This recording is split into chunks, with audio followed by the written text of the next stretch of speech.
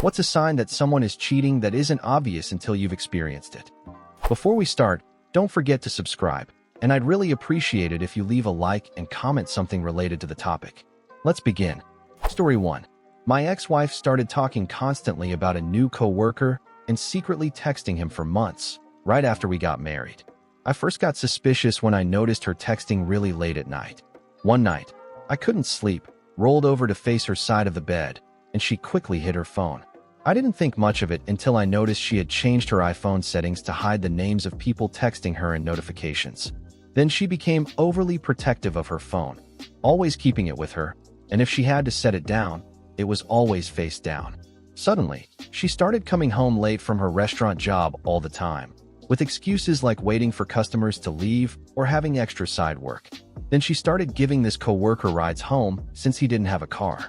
The final straw was when she made some weird travel kit for him to take on a trip to Ohio to visit his kids. That didn't sit right with me, and we ended up fighting about whatever this so-called friendship was between them. After our fight, the guy accidentally left his phone in her car, and it took every bit of restraint not to throw it down a sewer drain. I ended up taking a detour with our kids in the car to drop it off, even though we were supposed to be driving 45 minutes for Christmas photos with Santa, and his house was another 20 minutes out of the way. I told her that this friendship had to end or our marriage wouldn't survive. She reluctantly agreed to end it, but the secret texting didn't stop. About a week later, she left her phone at home when she went to the store, and it started lighting up with notifications. I decided to unlock it and see what was going on. Sure enough, I found tons of inappropriate texts and suggestive messages. The most recent ones mentioned her dropping him off after her shift, then inviting him to go to Walmart after he had gone home to shower. I confronted her about it when she came back, but told her I wouldn't discuss it while the kids were awake. After they went to bed, we fought again, and the only reason I didn't leave that night was because of the kids. She apologized the next day and even had me watch as she blocked his number. Then she spent the entire month of December love-bombing me and pretending to care, but the damage was already done and our marriage never recovered. One strange thing was that during the affair, she initiated intimacy more often and seemed way more affectionate. But once the affair ended, she went right back to barely showing any interest. Sorry for the long post. It's been over a year and a half now, and I've had a hard time processing everything since we separated. This is honestly the first time I've talked about it with anyone other than close family. Story 2. People don't like to hear this, but it's true for some. Have you noticed that your relationship has been going really well lately?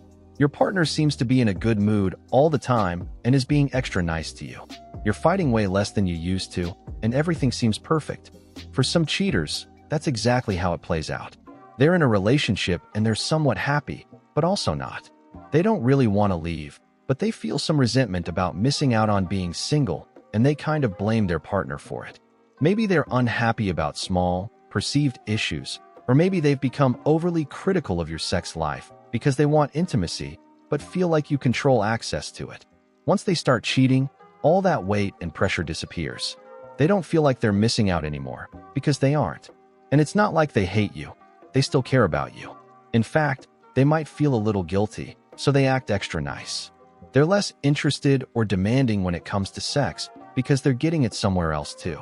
They're in a great mood because they're finally getting exactly what they want. They probably have a decent excuse for why they're busier than usual. You're probably spending a little less time together, but wow, everything seems great. Until you find out. Story 3.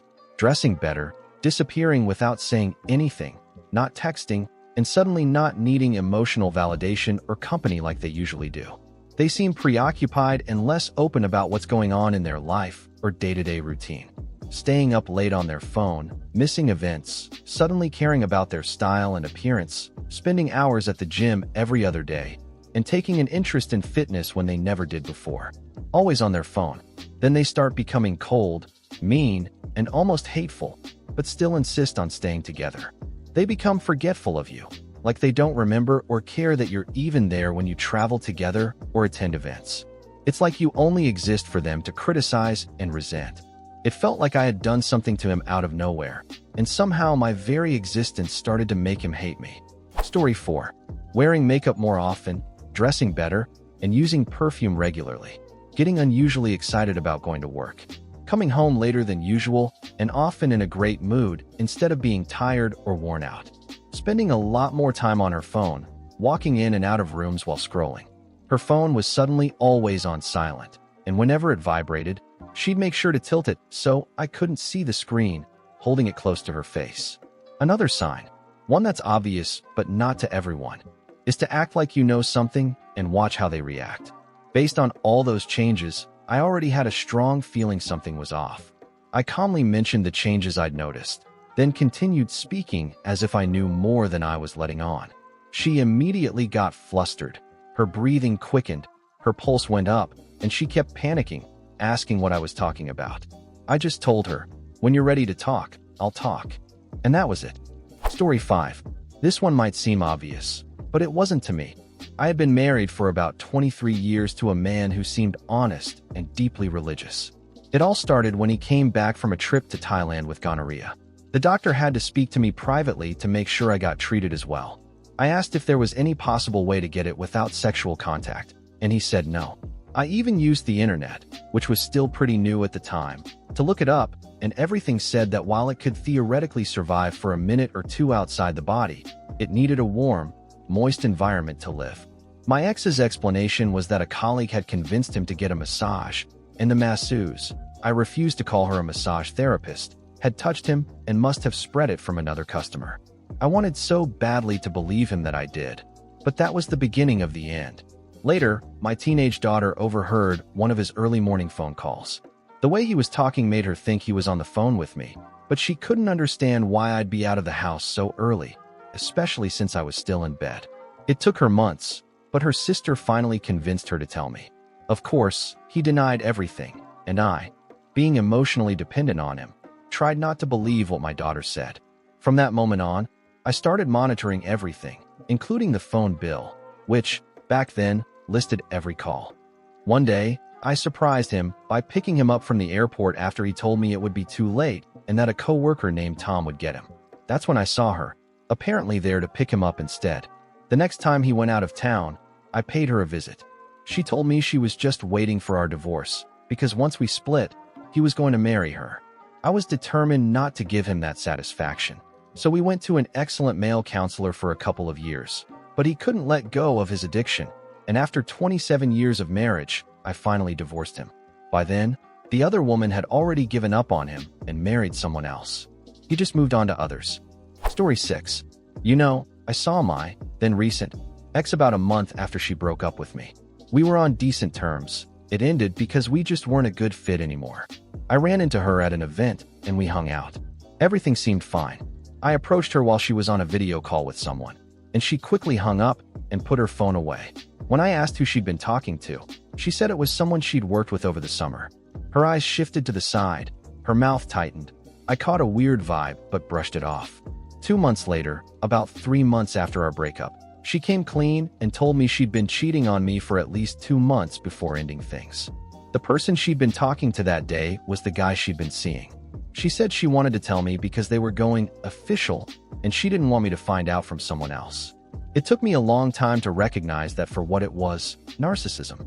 Anyway, I still remember that gut feeling when she put her phone down, and sometimes I wonder if things would have been different if I'd pressed her about it back then. Probably not. Story 7. The only time I've ever been completely blindsided was years ago when I was dating this woman. We'd been together for about 3 or 4 months, had amazing chemistry, and saw each other 3 to 5 times a week. It was that honeymoon phase where you just can't get enough of each other. One of her best friends was someone I already knew through a different social circle. That's actually how we met, at that friend's birthday party. Since things were still new, we agreed not to announce that we were dating yet. She told me she grew up about half an hour away and that she went home every other weekend to visit her mom and her disabled brother. On those weekends, we didn't talk much, just an occasional message or photo. Then one afternoon, our mutual friend messaged me and asked if there was something going on between us. Since we'd been seeing each other for months, I told her the truth. She immediately said, no, and told me she'd suspected something was off because my girlfriend always got evasive whenever she brought me up. That's when everything unraveled. I wasn't her boyfriend, I was the side piece. The part about her mom and brother was true, but But they didn't live half an hour away. They actually lived nearby, and every other weekend, she wasn't visiting her family. She was going home to her real boyfriend. Yeah, that one stung for a long time. Story 8. My ex would suddenly start caring about his hygiene and buying new clothes. After a few months, once we got serious, he completely stopped taking care of himself. He wouldn't shave regularly, skipped haircuts, didn't brush his teeth every day, which disgusted me. Only showered once a week, stopped manscaping for months until it became a huge, unkempt mess, and wore the same work clothes day after day. Then one day, I noticed he'd gotten a really nice haircut, and I was immediately suspicious because he usually only did that when we were going on a trip or to some special event. That same day, we were intimate, and I noticed he had trimmed down there too. Around that time, he started getting Stitch Fix deliveries and actually changing his clothes regularly. When I asked about the sudden change in his habits, he told me he was feeling less depressed. I also noticed he was unusually cheerful and extra nice to me. Years later, 3 years after the fact, I accidentally found out the truth while going through his old phone for something completely unrelated. I had just had our baby a few months earlier, and we were supposed to get married in less than a month. Hawaii shutting down because of COVID actually saved me from all the awkward conversations about canceling the wedding. Turns out he'd been living a totally separate life I had no idea about. He had gotten on Tinder and met someone who lived 3 hours away in an area he often traveled to for work. Looking back, it all makes sense. His new job suddenly required him to be gone every other weekend for a while. That year, he didn't come with me to Colorado for Thanksgiving and said he had to stay behind for work, which devastated me. He was a master liar, hiding everything from both of us. When I went through his messages and call logs with her, I noticed a clear pattern. He always stopped talking to her around the time he'd usually get home, telling her he was exhausted from work.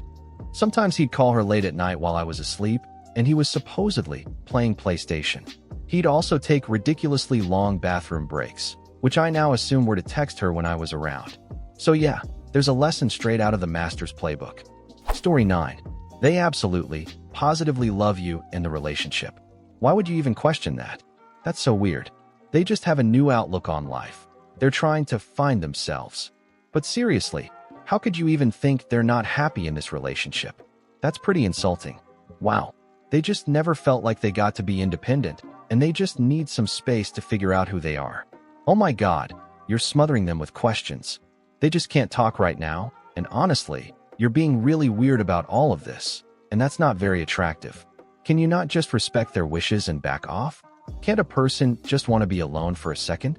Ugh, they need to go out with friends tonight, mostly because of how you're reacting. You're just not being supportive, even though you have absolutely nothing to worry about. In fact, it's almost like you're the one up to something, with how strangely you're acting. That's it. They can't take it anymore. They need a divorce, and they're suddenly moving in with a coworker who just happened to be there for them when you got weird about their need to be free and live life. Please pack your things. Nothing was happening. It was you who ruined everything. Oh, and by the way, they're getting remarried as soon as the ink on the divorce is dry. But that had absolutely nothing to do with why your relationship failed, you weirdo. Story 10. My boyfriend suddenly stopped using his phone in front of me. At the end of the night, we'd be sitting in bed next to each other. I'd be scrolling through YouTube or sending funny memes to friends on Instagram, while he'd sit back against the headboard, either side-eyeing what I was doing on my phone or pretending to watch TV. The thing is, he hates TV and never actually paid attention to it. It was like he was pretending to watch, just waiting for me to fall asleep or something. What's funny is that my women's intuition red flag told me he was probably getting into some women-hating, alpha male manosphere content. I figured, why else would he be so nervous about scrolling through normal stuff in front of me like I did in front of him? How naive of me. It wasn't until after we broke up for unrelated reasons that he finally admitted he'd been cheating on me for pretty much our entire relationship. He wasn't afraid for me to see what kind of content he was watching. He was afraid one of the girls he was talking to would message him while I was right there.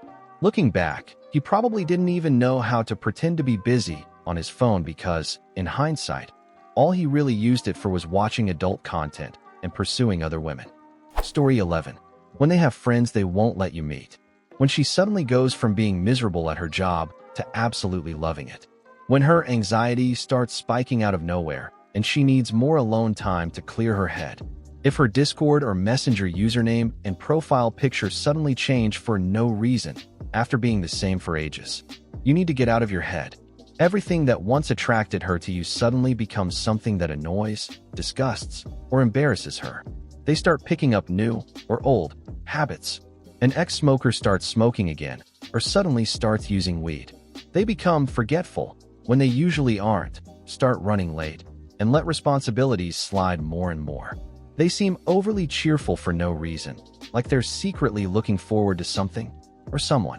They can't stop talking about their special interests, current events, or work drama, almost like a smokescreen to keep you listening so you don't get a chance to question anything.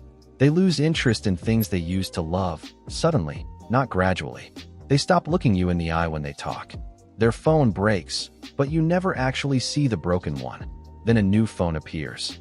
They start new diets, show interest in looking better, dressing nicer, wearing jewelry, or showing off new things, claiming they're just treating themselves. Out of nowhere, they become extremely interested in being intimate with you after weeks or months of showing no interest. Get a pregnancy test, my guy. That's a trap. She probably already knows she's pregnant and needs the timing to make sense.